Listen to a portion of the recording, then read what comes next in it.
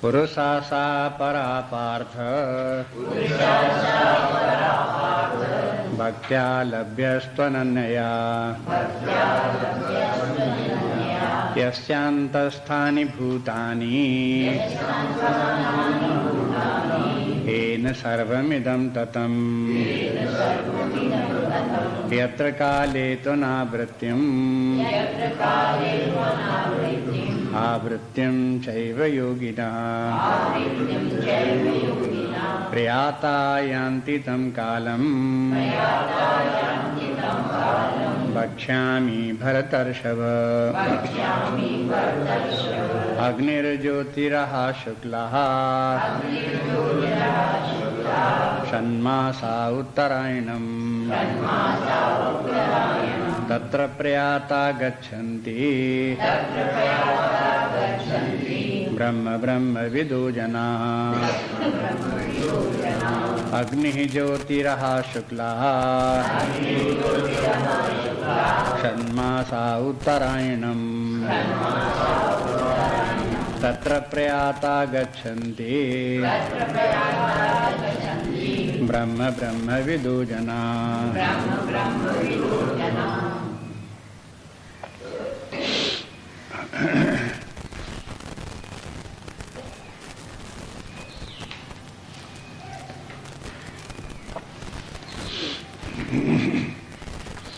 वेदांत के कुछ पारिभाषिक शब्द हैं, उनका प्रयोग कर देते हैं तो फिर उस स्थिति का जो कहना चाहते हैं उसी शब्द से ज्ञान हो जाता है। जैसे योगी शब्द का प्रयोग कर दिया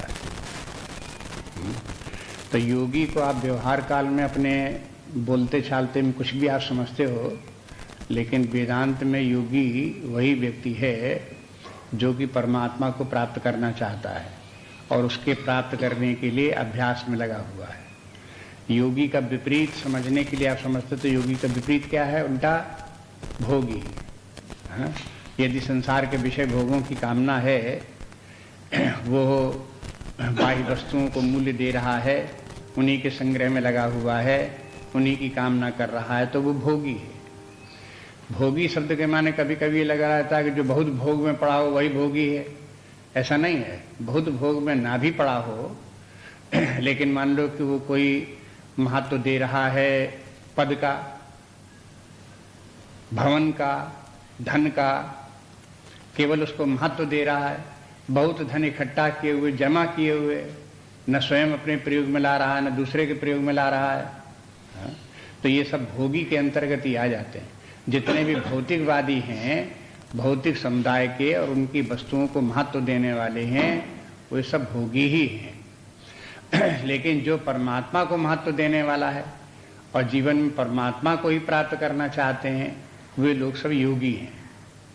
चाहे वो निष्काम कर्म योग कर रहे हों तो भी योगी हैं, परमात्मा की प्रीत्यर्थ कर्म कर रहे हों तो भी योगी हैं, परमात्मा को समर्पण भाव से जीवन जी रहे हों तो भी योगी हैं, परमात्मा का ध्यान चिंतन कर रहे हैं, नाम जप कर रहे हैं तो भी योगी हैं, परमात्मा का ज्ञान प्राप्त करने में लगे हैं तो भी योगी हैं, परमात्मा के चिंतन में लगे हैं तो भी योगी हैं। क्योंकि इसका सबका इन सब कार्यों का उद्देश्य परमात्मा प्राप्त करना है।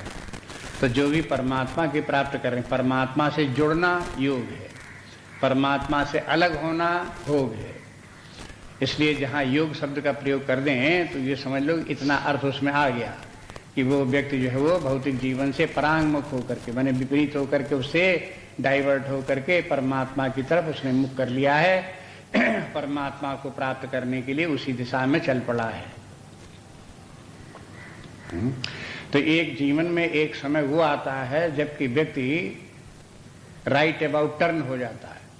जैसे मिलिट्री में या कहीं पर परेड कराई जाती है तो एक तो सामने खड़े हुए, एक राइट टर्न है, एक लेफ्ट टर्न है, और उधर की तरफ चल दिए, राइट टर्न तो राइट की तरफ चल दिए, लेफ्ट टर्न तो लेफ्ट की तरफ चल दिए, या खड़े खड़े राइट टर्न कहा तो घूम करके दाईं तरफ घूम के खड़े हो गए, मुंह करके खड़े हो गए, लेफ्ट टर्न बोल दिया तो बाईं तरफ मुंह करके खड़े हो गए। लेकिन ये कह दिया राइट अबाउट टर्न तो इसके माने दाहिनी तरफ से घूम करके पीछे की तरफ मुंह करके खड़े हो गए। तो बस जो ये लोग जो कि संसार की तरफ मुंह करके खड़े हुए हैं, वे सत्संग के द्वारा शास्त्रों का अध्ययन करने के बाद एक समय ऐसा आता है जबकि राइट अबाउट टर्न जैसी हो गए, तब क्या हो गए, भोगी की संज्ञा मिट गई, योगी हो गए। अब ऐसे जो योगी हैं उनकी दो स्थितियां हैं। एक योगी यो हैं जिनको कि परमात्मा का ज्ञान हो गया, परमात्मा की प्राप्ति हो गई, एक ऐसे योगी हैं। और दूसरे ऐसे योगी परमात्मा की प्राप्ति नहीं, योग साधना भी कर रहे हैं। जब परमात्मा की तरफ आगे बढ़ेंगे तो दो ही तरह के तो होंगे, या तो परमात्मा को प्राप्त करने की साधना कर रहे होंगे, कोई ना कोई जप तप इत्यादि कर रहे होंगे, कोई ध्यान कर रहे होंगे, ज्ञान कर रहे होंगे। और कुछ ऐसे हैं जिनको कि अपने हृदय तक पहुंच करके साक्षी चैतन्य आत्मा तक पहुंच गए होंगे, परमात्मा तक पहुंच गए होंगे। तब इन दोनों की क्या गतियां होंगी, ये प्रसंग चल रहा है।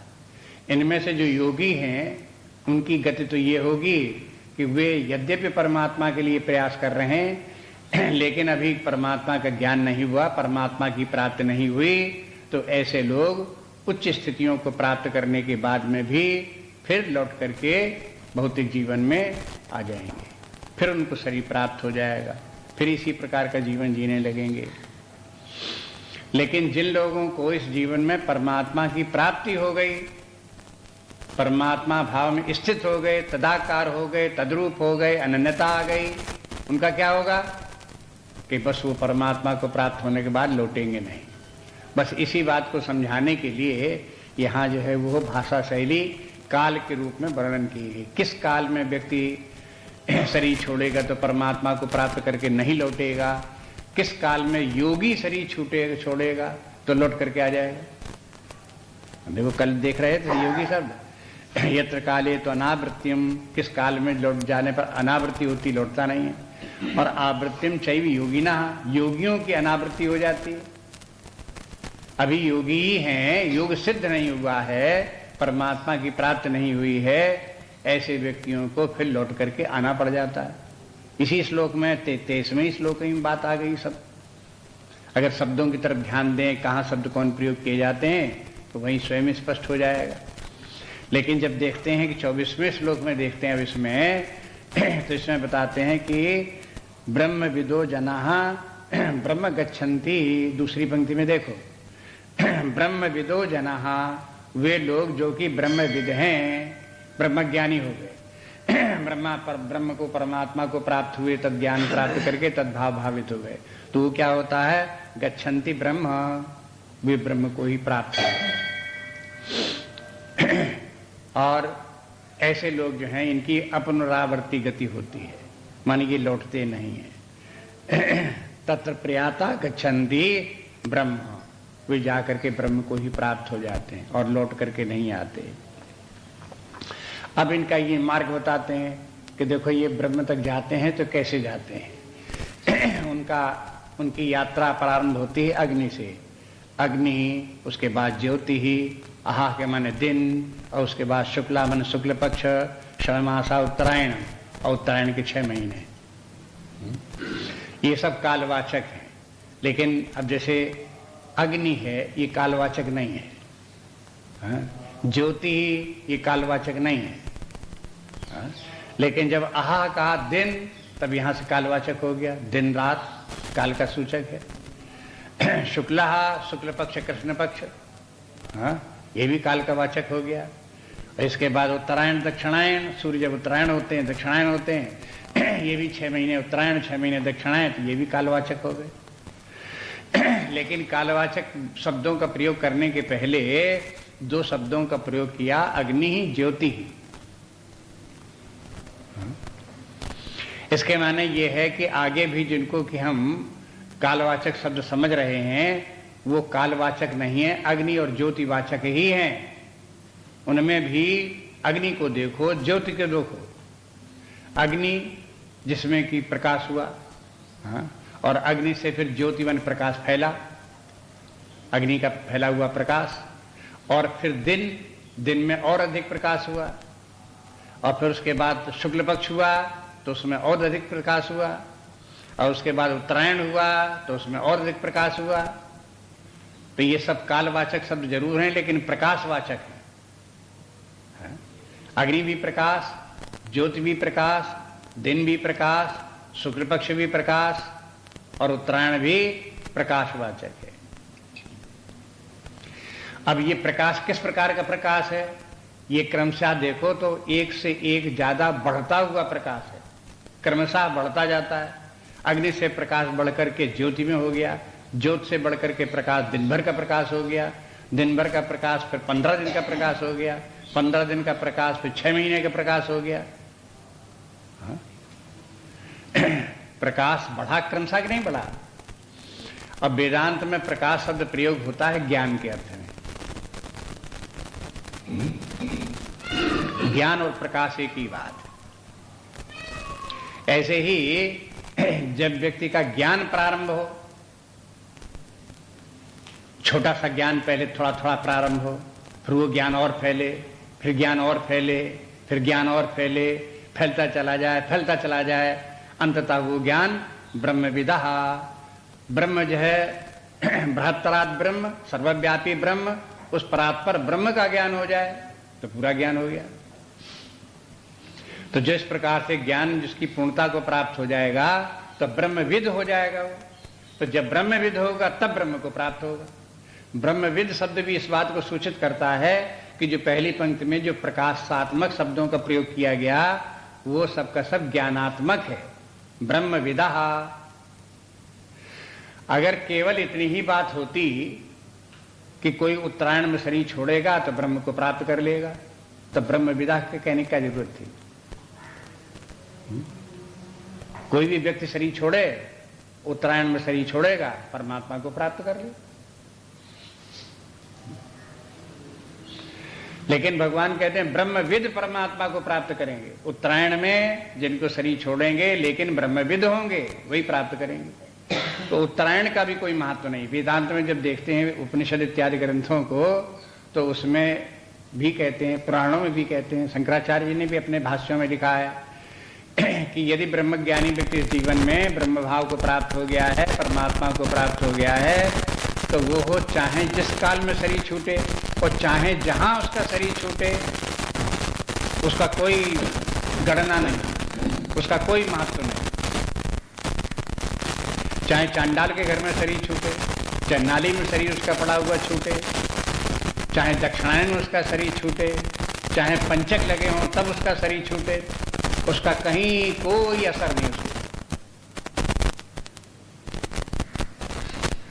कोई मतलब नहीं उससे कि कहां शरीर छूटा, कब शरीर छूटा। अगर कोई व्यक्ति ऐसे व्यक्तियों को देख करके कहता कि देखो इसका तो पंचक में शरीर छूटा, हाँ, तो बड़ा अपराध हो गया ये, तो संसारी व्यक्तियों के लिए, भोगवादियों के लिए तो ये बात है कि कब शरीर छूट रहा है उनका, देखो किस काल में छूट रहा है, एकादशी है कि नहीं है,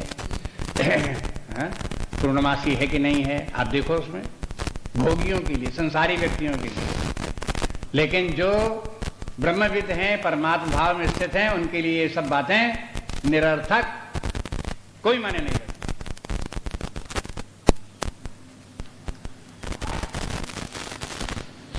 माने ये सब जितने भी कैलकुलेशन हैं, इन सब गणनाएं जितनी भी हैं, देश काल की गणनाएं, वो सब समाप्त हो गई, क्योंकि वो देश काल से बाहर निकल गया, कालातीत हो गया, देशातीत हो गया। अब उसके ऊपर काल की गणना क्या लगे, उसके ऊपर देश की गणना क्या लगे। इसलिए ब्रह्मविदः शब्द के ऊपर इस श्लोक में आप उतना ज्यादा उत्तरायण की तरफ ध्यान मत दो। उत्तरायण उत्तरायण उत्तरायण में शरीर छूटा, अरे ब्रह्मविद शब्द के ऊपर ध्यान दो। जो ब्रह्मविद है वही परमात्मा को प्राप्त करके नहीं लौटेगा, और जो ब्रह्मविद है वो उत्तरायण में है ही है। अब एक उत्तरायण है और एक दक्षिणायन है, एक यात्रा उत्तर की तरफ है, एक दक्षिण की तरफ है। जो उत्तर की तरफ यात्रा है वो विकासात्मक यात्रा है, धीरे धीरे आप आगे पूर्णता की तरफ बढ़ते जा रहे हो। दक्षिण की तरफ की जो यात्रा है धीरे धीरे घटते चले जा रहे हो, विनष्ट होते चले जा रहे हो। उत्तर दक्षिण के माने क्या, ऊपर नीचे के माने क्या। कोई व्यक्ति ऊपर चल रहा है माने बढ़ता चला जा रहा है, तरक्की होती चली जा रही है, और एक व्यक्ति नीचे की तरफ जा रहा है, इसके माने क्या होगा, बिगड़ता जा रहा है, घटता जा रहा है, विनाश होता जा रहा है, नीचे की तरफ। बस उत्तरायण के माने ऊपर की तरफ जा रहा है।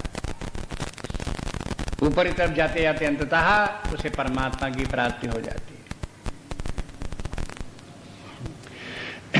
इसमें जितनी व्याख्याएं हैं उन व्याख्याओं में शाब्दिक व्याख्या बहुत लोग मानते हैं, उत्तरायण दक्षिणायन मानते हैं। अगर व्यक्ति का उत्तरायण में भी शरीर छूटा और उस समय उत्तरायण में भी शुक्ल पक्ष भी होते हैं, कृष्ण पक्ष भी होते हैं, अगर उसका शुक्ल पक्ष में शरीर छूटा तो सदगति हो जाएगी। अगर शुक्ल पक्ष में भी फिर दिन होते हैं, रात होते हैं, और दिन में अगर शरीर छूटता है तो उसको सदगत प्राप्त हो जाती है, रात में शरीर छूटता है तो सदगत प्राप्त नहीं होती। ये लोक वार्ता है, संसार में इस प्रकार से माना जाता है। उन्हीं को ध्यान में रखते हुए कोई अर्थ देखेगा तो कदो गीता में लिखा, देखो उत्तरायण में शरीर छूटेगा वो परमात्मा को प्राप्त कर लेगा, जो शुक्ल पक्ष में जिसका शरीर छूटेगा वो परमात्मा को प्राप्त कर लेगा, जो दिन में जिसका शरीर छूटेगा वो परमात्मा को प्राप्त कर लेगा। लेकिन ये सब हो, मान लो ऐसा भी हो, लेकिन उसके साथ साथ ये लगा दिया शर्त ये है कि वो ब्रह्मविद हो। अगर ब्रह्म ज्ञानी होगा, परमात्मा ज्ञान प्राप्त होगा तो ये गतियां उसकी सार्थक हैं, नहीं तो ये सब झूठी बातें हैं, वो पूरी नहीं पड़ेंगी सब। केवल उत्तरायण से काम नहीं चलेगा, केवल शुक्ल पक्ष से काम नहीं चलेगा। व्यक्ति को धीरे धीरे तात्पर्य है भगवान के कहने कि जो जिसको कि ये बात समझ में आ जाएगी तो आगे एक श्लोक में भगवान कहते हैं कि फिर वो मोह में नहीं पड़ता, माने विभ्रम नहीं होगा, उसको भ्रांति कंफ्यूजन नहीं होगा, बात साफ साफ समझ में आ जाएगी। तो साफ साफ बात समझ लेगा, वो सही सही रास्ते पर चलेगा, नहीं तो भटकेगा। अगर किसी को यही समझ में आई उत्तरायण के माने जबकि उत्तर की तरफ सूर्य होते हैं उन दिनों शरीर छूटेगा, मरेगा, तो फिर वो मुक्त हो जाएगा, परमात्मा को प्राप्त कर लेगा, तो ये भ्रांति है। इस भ्रांति में रहने से उसे भटकना पड़ेगा। इसलिए ये कहते हैं कि देखो इस प्रकार से चलो, जैसे अग्नि से ज्योति, ज्योति से फिर दिन, दिन से शुक्ल पक्ष से उत्तरायण, ये क्रमशः जैसे प्रकाश बढ़ता है इसी प्रकार से ज्ञान को बढ़ने दो, और ज्ञान इसी प्रकार से बढ़ता भी है, फैलता भी है ज्ञान का प्रकाश। उपनिषदों में आता है कि अपने अंतरतम में, हृदय में पहुंच करके ओंकार का उच्चारण करते हुए साक्षी चैतन्य को खोजो। यदि क्षण मात्र के लिए भी साक्षी चैतन्य की अनुभूति आपको हो तो समझ लो ज्ञान की एक चिंगारी उत्पन्न हो गई। अब उस चिंगारी को आप सुरक्षित रखो। कैसे रखो? जैसे अरण्य मंथन में किया जाता है। अरण्य मंथन का उदाहरण देते हैं। अरण्य मंथन के माने जब यज्ञ किया जाता तो लकड़ी रगड़ करके आग पैदा करते हैं। 2 लकड़ियां रगड़ी गई, 2 प्याले बनाए गए, एक नीचे एक ऊपर, बीच में एक लकड़ी लगा करके उसके चारों तरफ रस्सी बांध करके मथानी की तरह से उसको रगड़ा गया। रगड़ते रगड़ते गर्म हो गई, गर्म होकर के उसमें चिंगारी निकली। उसमें एकदम से भक से लौ थोड़ी निकलेगी, एक छोटी सी चिंगारी निकलेगी। जब चिंगारी निकलेगी तो उसको लेकर के एक रुई में रखो और उस चिंगारी को सुरक्षित रखो। धीरे धीरे वो चिंगारी रुई में सब जगह फैले और धुआं दे, तो फिर उस रुई में जब सुलगने लगे तो उसमें फिर पत्ते रखो, सूखे पत्ते रखो, सूखी छोटी छोटी लकड़ियां रखो, तो वो भी सुलगने लगे। सुलगने लगेंगे, धुआं निकलने लगेगा, उसमें आग फैलने लगेगी। और फिर उसमें थोड़ी हवा दो तो देखोगे फिर वो लौ निकल आएगी, जलने लगेगी।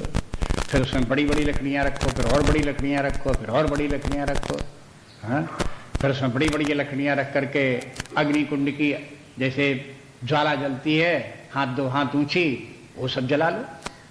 फिर उसमें आवतियां तो ये जैसे अग्नि जलाई जाती है, अरण्य मंथन से जैसे अग्नि जलाई जाती है, ऐसे आत्मचिंतन के द्वारा निरंतर अंतस्तम में चिंतन करते रहो। अंतर्मुखी होकर के बैठो, हृदय में बार बार चिंतन करते रहो। करते करते वहाँ ज्ञान की ज्योति को की चिंगारी निकलने दो। चिंगारी को धीरे धीरे बढ़ाओ, उसका प्रकाश अपने हृदय में फैलने दो। जब वो चिंगारी उगेगी, जमीन निकलेगी, तब हृदय में प्रकाश छा जाएगा। आपको अपने मन बुद्धि की वृत्तियां साफ साफ दिखाई देने लगेंगी, मन के विकास साफ दिखाई देने लगेंगे, मन के गुण साफ दिखाई देने लगेंगे, सत्वरजस तमस साफ दिखाई देने लगेंगे। ये अपने अपने भीतर जो कुछ भी है उस जहाँ ज्ञान का प्रकाश फैलने लगा तो ये सब दिखाई देने लगेगा। और फिर उसके आगे साधना निरंतर आगे बढ़ाए रहो।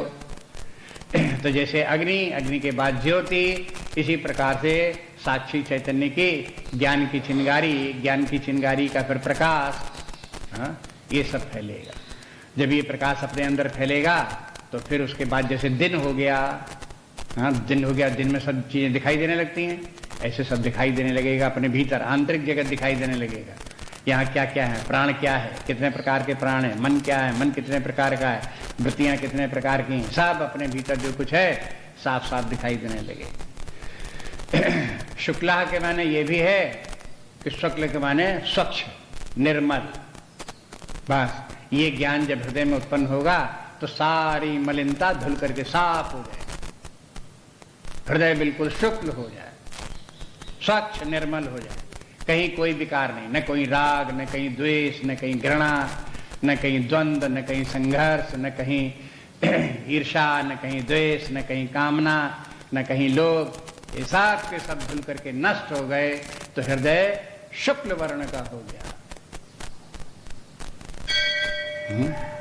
जहां शुक्ल वर्ण हृदय हो जाए तो उसके बाद फिर आप देखो हृदय में फिर वो परमात्मा अपने पूर्ण प्रकाश के साथ प्रकट हो गया है।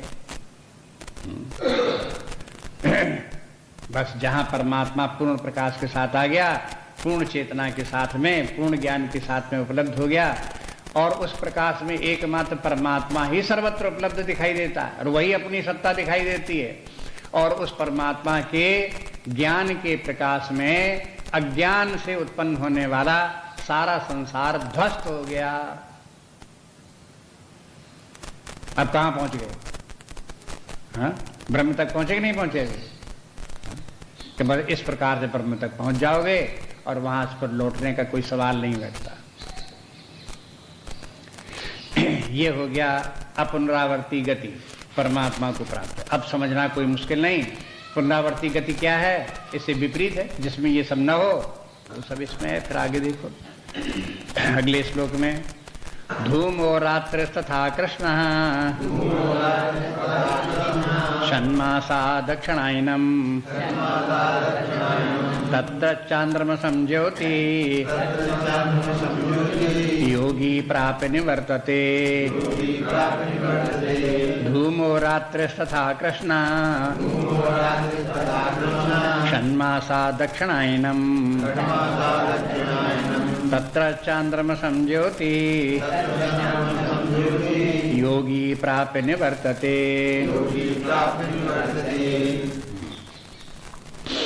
पहली पंक्ति में तो जो पिछले श्लोक की पहली पंक्ति थी उसके विपरीत शब्द दे दिए।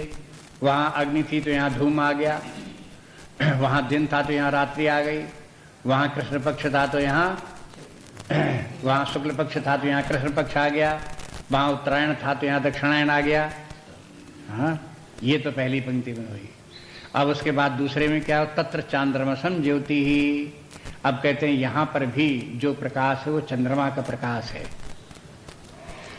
चांद्रमसं ज्योति। और योगी प्राप्त निवर्तते, और ये निवर्तते माने लौट आता है, इस मार्ग से चलने वाला पुनर्जन्म को प्राप्त होता है, और ये योगी है।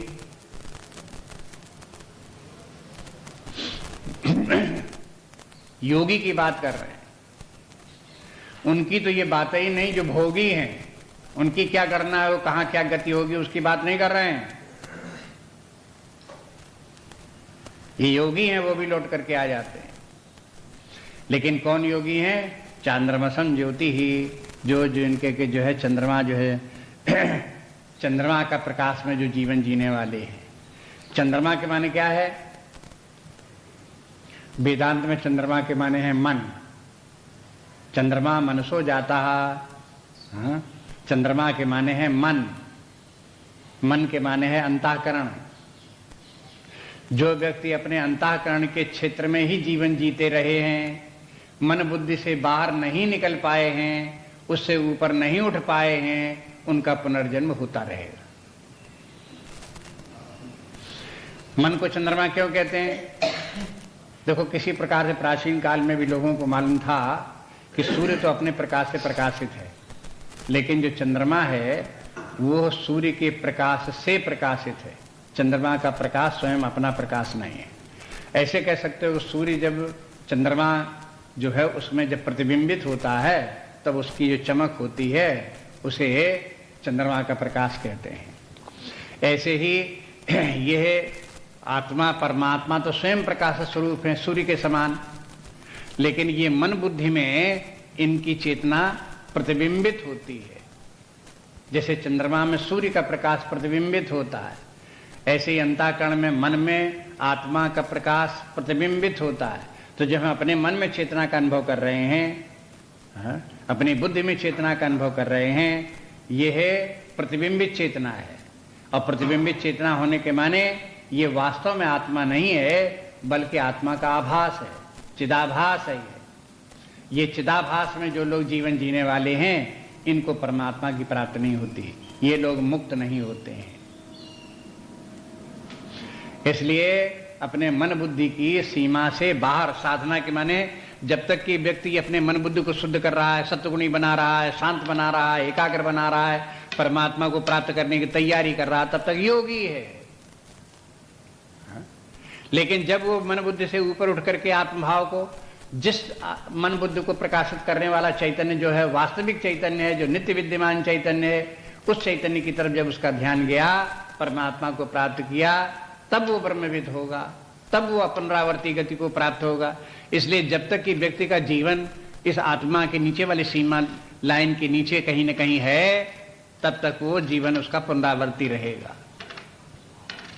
चाहे संसार में भटक रहा हो, चाहे शरीराभिमानी हो, चाहे कर्मेंद्रियों में प्रवृत्त हो, चाहे प्राण में प्रवृत्त हो, चाहे ज्ञानेंद्रियों में लगा हो, चाहे मन में बुद्धि में अटका हुआ हो, चाहे अपनी वासनाओं में अटका हो, जहां जब तक कि व्यक्ति इनमें अटका रहेगा तब तक वो भटका रहेगा। लेकिन जब इनसे बाहर निकल करके इस लाल रेखा के बाहर निकला, तब वो जाकर के मुक्त हुआ, फिर स्वच्छंद हो गया, फिर भटकना समाप्त हो गया।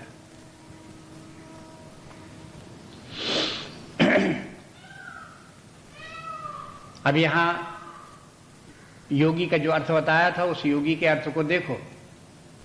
यद्यपि व्यक्ति को परमात्मा के प्राप्त करने का संकल्प उसने किया है, परमात्मा को प्राप्त करना चाहता है, उसके लिए साधना कर रहा है, लेकिन साधना पूरी नहीं हुई है, अभी अपने मन में ही अटका हुआ है, तब तक उसे पुनर्जन्म होता रहेगा। मन में अटके रहने के माने क्या है? मन में राग द्वेष रहेंगे तो मन में अटका रहेगा, मन में भय चिंता रहेंगे, द्वंद्व रहेंगे, पाप पुण्य रहेंगे, तो वो व्यक्ति मन में अटका रहेगा। यदि नाना प्रकार के जो मानसिक विकार हैं वो विकार मन में बने रहेंगे तो व्यक्ति मन में अटका रहेगा। होगा क्या? अब पहली पंक्ति में देखो, धूमा, धूम, धूम्र के माने, धुआं के माने आंखें में कड़ुआ कड़ुआ लगना, और प्रकाश तो होना नहीं, धुआं काला काला धुआं, और वो भी आंखों में कड़ुआ लगने वाला। ये धुआं क्या चीज है? वेदांत में इसको धुआं को क्या कहेंगे? जिसके कि मन जिसका कि सुलग रहा है और धुआं पैदा हो रहा है, तो धुआं के लिए संत लोग कहते हैं राग द्वेष ही धुआं है, और उसकी कड़वाहट व्यक्ति के हृदय में छाई रहती है, स्वयं ही उस कड़वाहट से व्याकुल रहता है। ये धूम्र है। धूम्र के बाद फिर रात्रि ही, रात्रि के मैंने और अधिक रात हो गई। धुआं का तो अंधेरा उतना ही अंधेरा था जितनी देर में धुआं था, लेकिन उससे और बढ़ा, तो अब देखो अंधेरा बढ़ता जा रहा है। अंधेरा बढ़ा तो दिन के बजाय हो गई रात, रात भर का जैसा अंधेरा हो तैसे फिर उसके जीवन में अंधेरा रहता है। फिर उसके बाद कहते हैं और बढ़ा तो कृष्णा, कृष्णा के मन उसका हृदय काला हो गया, विकार तमाम पैदा हो गए, कलुषित हृदय हो गया। कृष्णा और सन्मासा दक्षिणायनम, और उसकी गति दक्षिण की तरफ हो गई, परमात्मा की तरफ नहीं हुई, इसी संसार की तरफ रही, फिर संसार में लौट करके आ गया। अब इसका विस्तार करने की जरूरत नहीं, जैसे कि पहले पंक्ति में देखी थी, उसे पिछले श्लोक में देखा था प्रकाश का, वैसे ही अज्ञान का रास्ता है। अज्ञान बढ़ता गया बढ़ता गया बढ़ता गया अज्ञान, तो ये दशा व्यक्ति की हो जाएगी कि संसार में लिप्त रहेगा, पड़ा रहेगा। तत्र चांद्रमसम ज्योति ही, इसका जो यहाँ जो प्रकाश इसके जीवन का है वो चंद्रमा का प्रकाश, मानसिक प्रकाश। केवल अपनी मानसिक चेतना के स्तर पर ही जीवन जिएगा, उतना ही ज्ञान, उतनी ही चेतना उसके जीवन में होगी। वो पूर्ण चेतना जो आनी चाहिए परमात्मा चेतना, उससे वो वंचित रहेगा। ऐसा व्यक्ति, ऐसा योगी है, योगी प्रापिन वर्तन्ते। ऐसे जो है उसको जहां कहीं भी, जिस लोक को भी जाएगा, चाहे गंधर्व लोक को जाए, चाहे स्वर्ग लोक को जाए, चाहे ब्रह्म लोक को जाए, जहां कहीं भी जाएगा लौट करके फिर मनुष्य शरीर में आ ही जाएगा, फिर दोबारा शरीर धारण करना ही पड़ेगा। ये दो मार्ग हो गए इस प्रकार से।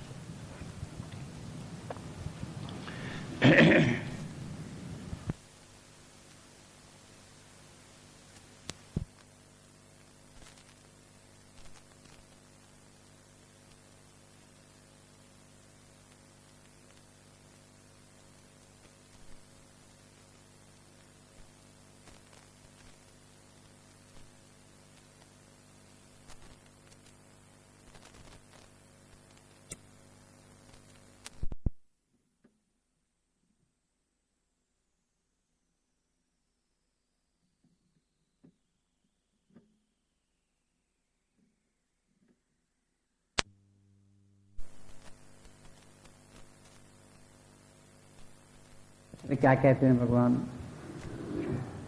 शुक्ल कृष्णे गति हेते जगतः शाश्वते मते एकया यात्य नावृत्तिम् अन्यया वर्तते पुनः। शुक्ल कृष्णे गति हेते जगतः शाश्वते मते एकया याति नावृत्तिम् अन्यया वर्तते पुनः।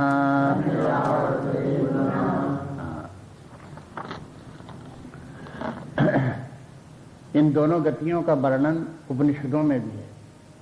वहां जहां उपनिषदों में इसका वर्णन है, उत्तरायण और दक्षिणायन, और इस प्रकार से यही सब शब्दों का प्रयोग इसी प्रकार से किया गया है, तो ये उसी समय से वैदिक काल से ये दो मार्ग चले आ रहे हैं। तो इस श्लोक में कहते हैं कि शुक्ल कृष्ण गति हेते जगता शाश्वते मते, माने ये मत शाश्वत मत है, माने सदा से ये मत चला रहा है कि दो प्रकार के मार्ग हैं, वैदिक मार्ग है।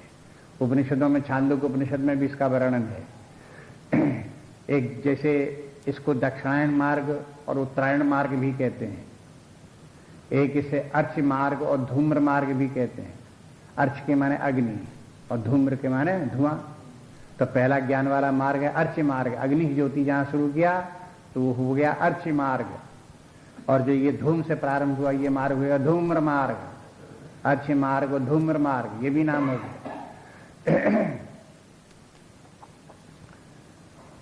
इस प्रकार से और भी कई नाम इसके हैं, जो अब अलग अलग प्रकार से उसको वर्णन करने के लिए जहां जिसको समझ में आया उस प्रकार से नाम उसको दे दिए।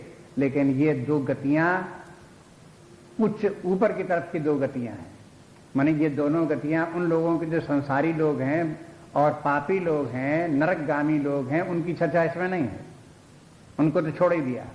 लेकिन जो लोग अपना कल्याण चाहते हैं, ऊर्ध्व गति चाहते हैं, उन लोगों की दोनों की उनका मार्ग है। अगर किसी को चंद्रमा का प्रकाश प्राप्त होता तो भी उसे प्रकाश चाहिए, अगर किसी को सूर्य का प्रकाश प्राप्त होता तो उसे भी प्रकाश चाहिए। प्रकाश तो दोनों में है, सूर्य का भी प्रकाश है, चंद्रमा का भी प्रकाश है। चंद्रमा का प्रकाश जो है वो अपने ढंग का प्रकाश है, सूर्य का प्रकाश अपने ढंग का प्रकाश है। सूर्य का प्रकाश शाश्वत प्रकाश है, चंद्रमा का प्रकाश शाश्वत प्रकाश नहीं है, घटने बढ़ने वाला है। सूर्य का प्रकाश कहां घटता बढ़ता है, वो सदा एक सा रहने वाला है। इस प्रकार से आप देखोगे कि यह आध्यात्मिक साधना भी यद्यपि प्रकाश की तरफ ज्ञान की रास्ते हैं, अगर कोई व्यक्ति भौतिक जीवन न जी करके, पाप पुण्य में न पढ़ करके परमात्मा को प्राप्त करने के लिए प्रयास कर रहा है, साधना कर रहा है, लेकिन अपने मानसिक स्तर पर ही अटका हुआ है, तो भी उसे इतना ज्ञान तो है ही है कि हमें अपने जीवन में परमात्मा को प्राप्त करना है, और जितनी भी उसने योग साधना की उतनी की तो जरूर, और उसका कुछ ना कुछ लाभ भी जरूर होगा। चंद्रमा में प्रकाश होगा तो कुछ न कुछ प्रकाश चंद्रमा भी होगा। इस प्रकार से ये भी प्रकाश का मार्ग ये भी है। यद्यपि इसमें प्रकाश की कमी है, लेकिन है प्रकाश का मार्ग। अग्नि ऊपर रात्रि कह करके, धूम्र कह करके, कृष्ण पक्ष कह करके ये सूचित किया कि अंधकार अधिक है, अज्ञान ज्यादा है, लेकिन फिर भी ज्ञान तो कुछ न कुछ है ही। क्योंकि वो उत्तर की तरफ चल रहा है, क्योंकि वो अपने कल्याण की तरफ आगे बढ़ रहा है, योगी है क्योंकि वो, बस। लेकिन उत्तर की तरफ भी चलने वाले व्यक्तियों की दो अवस्थाएं, एक उत्तर के माने ध्रुव उत्तर की तरफ चले गए और दूसरे लौट करके दक्षिण की तरफ फिर आ गए। ये दक्षिणायन के माने है हमने योग साधना करने के बाद में जीवन में जो गति प्राप्त की, लौट करके फिर उसी में फिर आ गए, पुनरावर्ती स्थिति को प्राप्त कर लिए, इसलिए दक्षिणायन मार्ग इतना है। अब इस बात से जो यहां पर ये प्रसंग है, ये तो केवल इनको उत्तरायण दक्षिणायन बताने के लिए नहीं है, बल्कि ज्ञान और अज्ञान की महिमा बताने के लिए है। ज्ञान किसे कहते हैं, अज्ञान किसे कहते हैं, ये बात व्यक्ति को समझ में आनी चाहिए।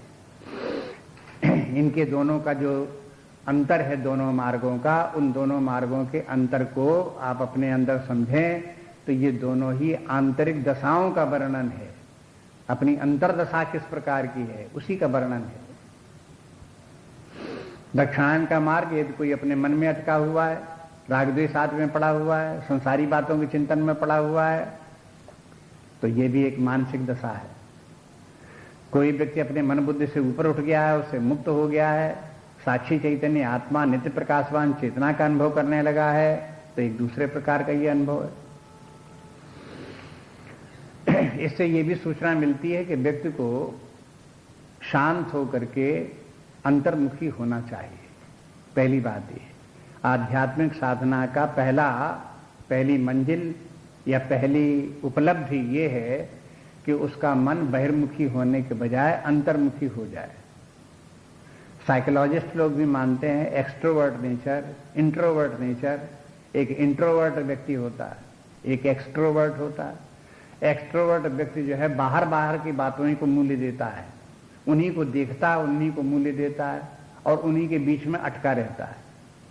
इंट्रोवर्ट नेचर का व्यक्ति जो है वो आंतरिक जगत को भी मूल्य देता है और आंतरिक जगत की जो वस्तुएं हैं, जो घटनाएं हैं, जो प्रक्रियाएं हैं, वो भी उसको दिखाई देती हैं, उनको भी वो समझ में आती हैं, उनको भी महत्व देता है। अब इन दोनों की तुलना करो तो आप ऐसे नहीं कह सकते एक एक्सट्रोवर्ट है तो एक्सट्रोवर्ट है, एक इंट्रोवर्ट तो इंट्रोवर्ट है, दोनों बराबर हैं, तो ऐसे नहीं है। दोनों बराबर नहीं है। किस लिए बराबर नहीं है कि एक्सट्रोवर्ट व्यक्ति वे होते हैं जिनको कि केवल बाह्य जगत ही आकृष्ट करता है, उसी में अटकते हैं, उन्हें अंतर जगत का ज्ञान ही नहीं होता। लेकिन जो इंट्रोवर्ट नेचर के व्यक्ति होते हैं उन्हें आंतरिक जगत भी दिखाई देता है, लेकिन ऐसा नहीं कि बाह्य जगत उनको न दिखाई देता। बाह्य जगत के प्रति अंधे नहीं हो जाते, दिखाई वो भी देता है। जो इंट्रोवर्ट नेचर के हैं उनको आंतरिक जगत, बाह्य जगत, दोनों जगत दिखाई देते हैं। देखो ऐसा है कि नहीं है। एक उदाहरण और आपको बताना, देखो जैसे समझने के लिए बात ये कि बात समझ में आनी चाहिए। मुख्य बात ये है, मान लो एक व्यक्ति अशिक्षित है, ABCD भी नहीं पढ़ा, काका का भी नहीं जानता, लिखना पढ़ना कुछ नहीं जानता है। ऐसे व्यक्ति को जीवन में जो सुख प्राप्त होगा, तो अगर स्वादिष्ट भोजन खाने को मिलता है, सुगंधित वस्तु सूंघने को मिलती है तो अच्छी लगेगी, उसका आनंद प्राप्त कर सकता है वो। लेकिन वो व्यक्ति को जो पढ़े लिखे लोग हैं, BA में पास हैं, PhD हैं, किसी विशेष विषय का उन्होंने ज्ञान प्राप्त किया है, उस ज्ञान से उसे जो सुख प्राप्त हो रहा है या संतोष प्राप्त हो रहा है, वो अशिक्षित व्यक्ति को पता नहीं कि उसे कौन सा सुख प्राप्त है, शिक्षित व्यक्ति को। लेकिन शिक्षित व्यक्ति ये जानता है कि शिक्षा के प्राप्त करने के बाद जो हमें सुख प्राप्त हो रहा है ये तो है ही है, लेकिन इसके अतिरिक्त शरीर के स्तर पर, इंद्रियों के स्तर पर इंद्रिय भोगों का भी सुख होता है। ऐसा नहीं कि उससे अपरिचित हो गया हो, जानते ही ना हो। तो व्यक्ति जैसे से विकास करता जाता है तो विकास में उच्च स्तर की अनुभूतियां प्राप्त होती जाती हैं, सुख प्राप्त होते जाते हैं, ज्ञान प्राप्त होता जाता है, लेकिन नीचे का छूट नहीं जाता है। लेकिन जो नीचे के स्तर पर रहने वाले व्यक्ति हैं वो उतने ही तक ही सीमित रहते हैं। उससे उच्च स्तर का न उन्हें ज्ञान होता है, न उसके उच्च स्तर का उन्हें सुख का पता होता है, न उससे उच्च स्तर की कोई महिमा ज्ञान होती है, उसका उनको कुछ पता नहीं होता। इसलिए ये नहीं कह सकते कि वो अपने क्षेत्र में आनंद में, वो अपने क्षेत्र में आनंद में, और दोनों बराबर हैं, वो अपने अपनी बात है। ऐसे नहीं है। ऐसा मूर्ख लोग कहते हैं जिन्होंने कभी विचार नहीं किया।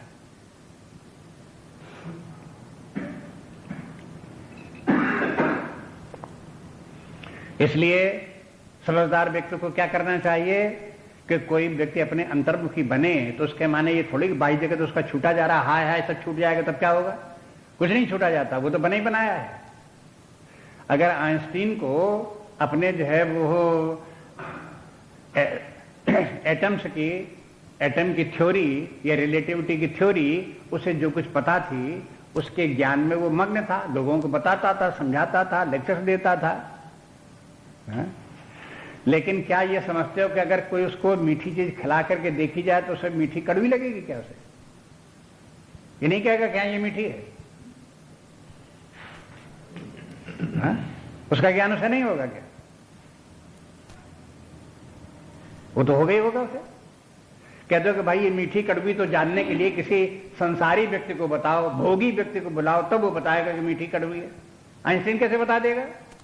ऐसे नहीं है। इसलिए ये जो है भगवान कहते हैं कि जिनको कि ये बात समझ में आ जाती है वे फिर मोह में नहीं पड़ते, माने हुए लोग फिर भ्रांति उनको नहीं रहती, और उनको समझ में आ जाता है कि जीवन का विकास करना चाहिए, आध्यात्मिक साधना अवश्य करनी चाहिए, पूर्णता की तरफ जरूर बढ़ना चाहिए, उसके बिना कल्याण नहीं है। इसलिए साधना, पहली साधना जो है व्यक्ति की ये है कि एक्सट्रोवर्ट के बजाय अपनी नेचर को इंट्रोवर्ट बनावे, अपनी नेचर को बदले और उसे इंट्रोवर्ट बनावे। माने अपनी नेचर बदलने के माने अपने एकांत स्थान में रहे, पढ़ने का अभ्यास करे, तो पढ़ने से अपनी इंट्रोवर्ट नेचर बनती है। जो कुछ पढ़ेगा विजुलाइज करेगा माइंड में, नई नई बातों को आएंगे उसके मन में, तो जो उनको पढ़ेगा इंट्रोवर्ट बनेगा।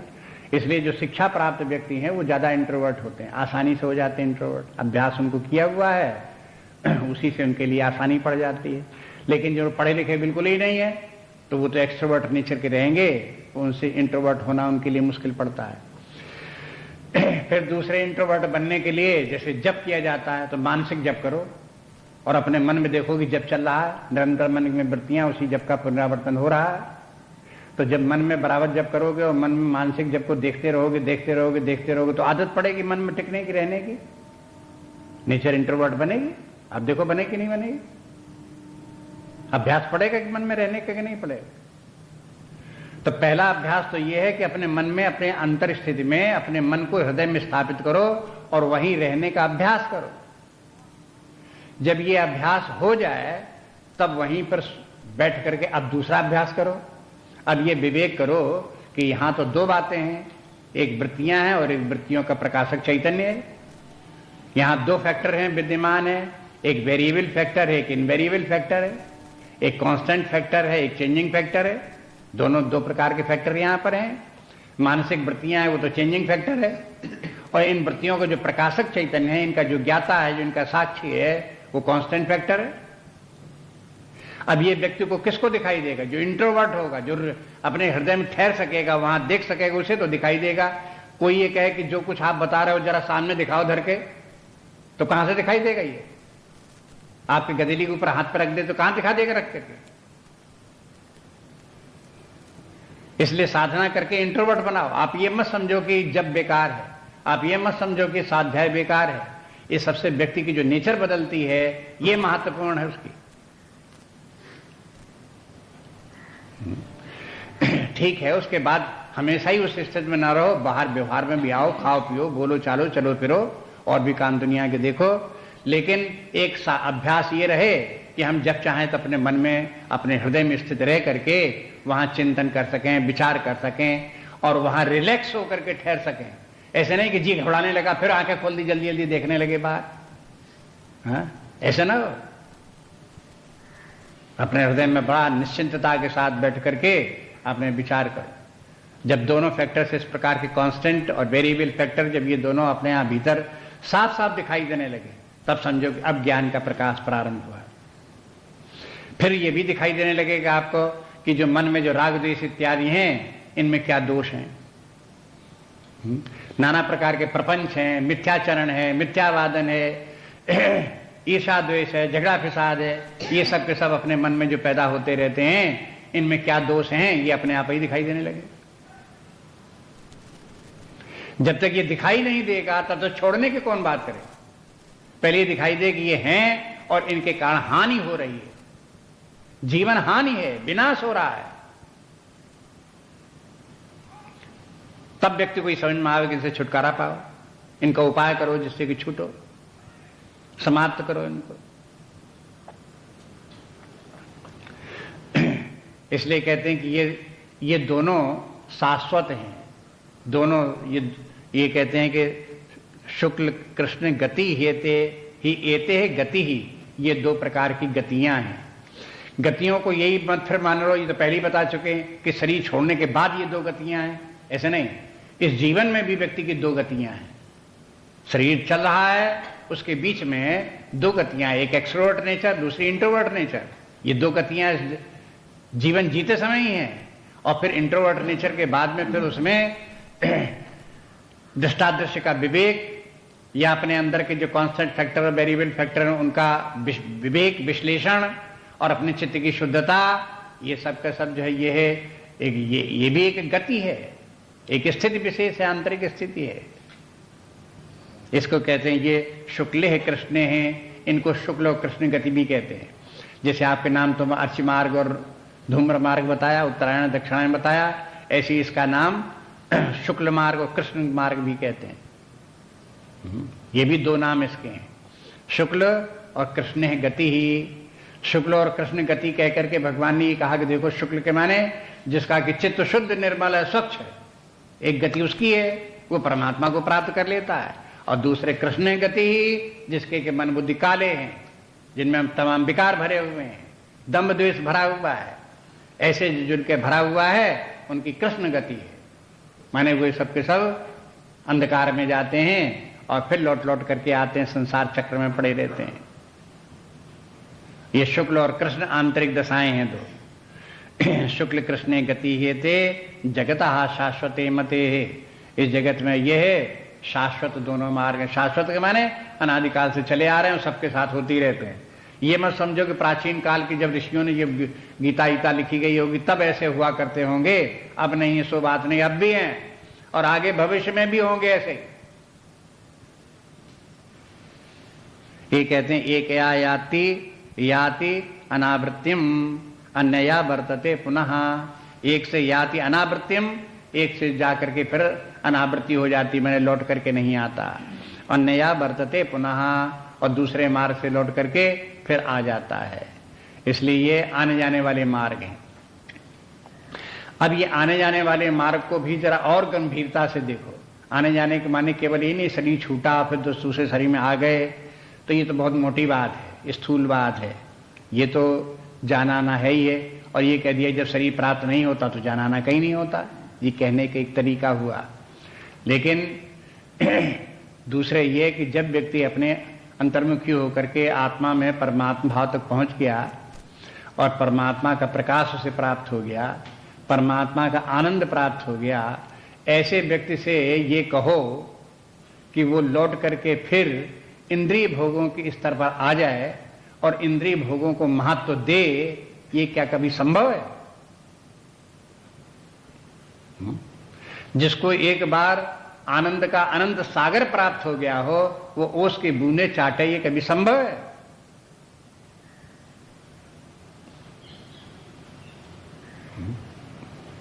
बस इतनी बात है। वो इतना महान आनंद की स्थिति है, इतनी पूर्णता की महान दिव्य स्थिति है, उससे लौट करके वो कचड़े में गिरे, दलदल में आवे, उसमें फिर पड़े, फिर राग द्वेष में पड़े, फिर इनमें संसार के जो आकर्षण है, भोग हैं, उनमें पड़े, ये उसके लिए कहां संभव फिर है? उसे कहां अच्छा लग सकता है सब का सब? इसलिए कहते उसकी पुनरावृत्ति नहीं होती। पुनरावर्तन उन्हीं का होता रहेगा जिन्होंने उनके संसार में रहते हुए एक बार कोई भोग प्राप्त किया, उसमें सुख लगा उनको और फिर खत्म हो गया, तो दूसरे दिन, चौथे दिन, 10वें दिन, महीने भर के बाद फिर क्या सोचेंगे, अरे साहब वो खीर बहुत बढ़िया बनी थी, वैसी खीर एक बार फिर बननी चाहिए। कहाँ आ गए? हो गया पुनरावर्तन? नहीं हो गया? लौट के आ गए भाई।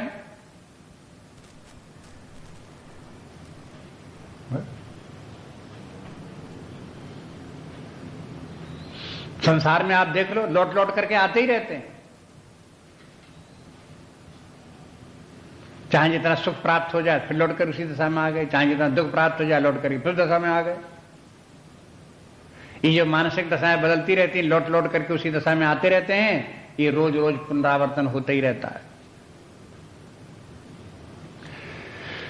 इस पुनरावर्तन से छुटकारा के माने ये है कि एक बार जब मन बुद्धि से ऊपर स्थित वगैरह चाहे चैतन्य में, शुद्ध चैतन्य आत्मा में स्थित हो गए तो शांत स्थिर एक समान है, फिर उसमें उतरना चढ़ना की कोई बात नहीं, फिर उसमें लाभ हानि जय पराजय कुछ माने नहीं रखता, वो सब समाप्त हो गए। इसलिए कहते हैं कि एक से लौट करके आते हैं और दूसरे से लौट करके नहीं आते, इस प्रकार के। बस इसके बाद जो है ये है 2 श्लोक जो है ये और हैं, इनको कल लेंगे और इसके साथ ये अध्याय पूरा हो जाएगा। अगले में तो 27वें में तो इसी पुनरावर्ती या पुनरावर्ती गति का समापन है, लेकिन 28वां श्लोक बड़ा महत्वपूर्ण है। वो अपने नई बात एक भगवान ने कह दी है और एक प्रकार से उस श्लोक से ये अध्याय पूरा होता है। जो बात इस अध्याय में कहनी थी, अगर 28वां श्लोक न होता तो ये अध्याय अधूरा रह जाता है। तो उसकी महत्ता आप देखना 28वें श्लोक में क्या है।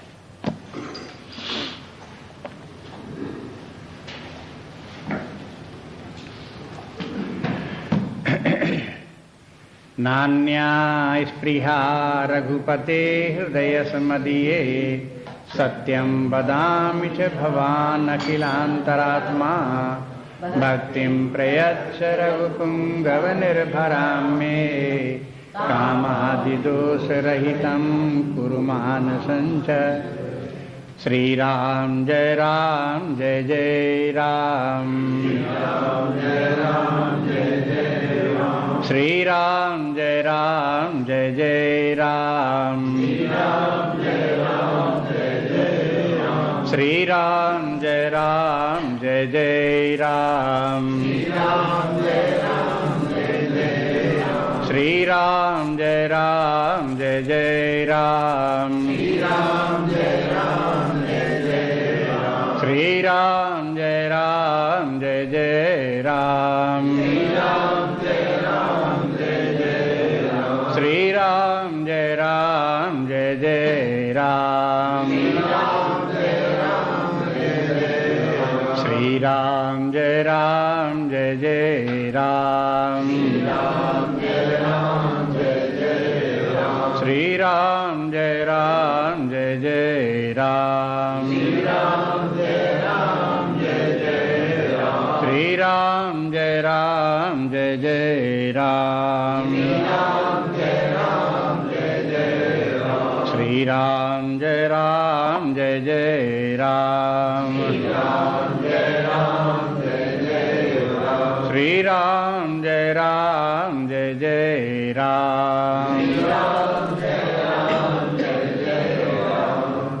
राम जय राम जय जय राम,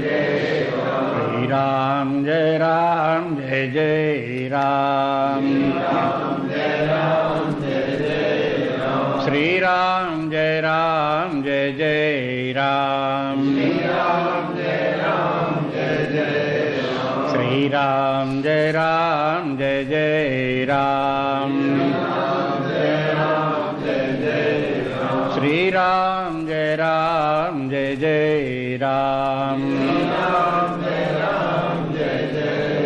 श्री राम जय राम जय जय राम,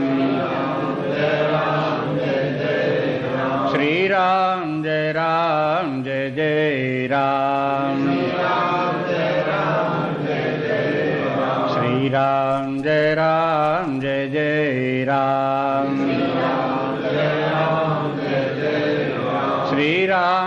जय राम जय जय राम,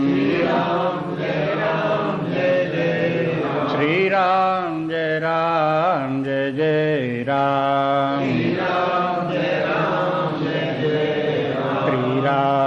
राम जय जय राम, श्री राम जय जय राम, जय जय राम जय जय राम, जय जय राम जय जय राम, जय जय राम जय जय राम,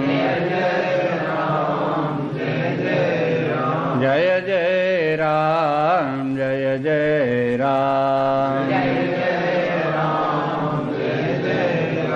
जय जय राम जय जय राम। ओम पूर्णमदः पूर्णमिदं पूर्णात् पूर्णमुदच्यते पूर्णस्य पूर्णमादाय पूर्णमेवावशिष्यते।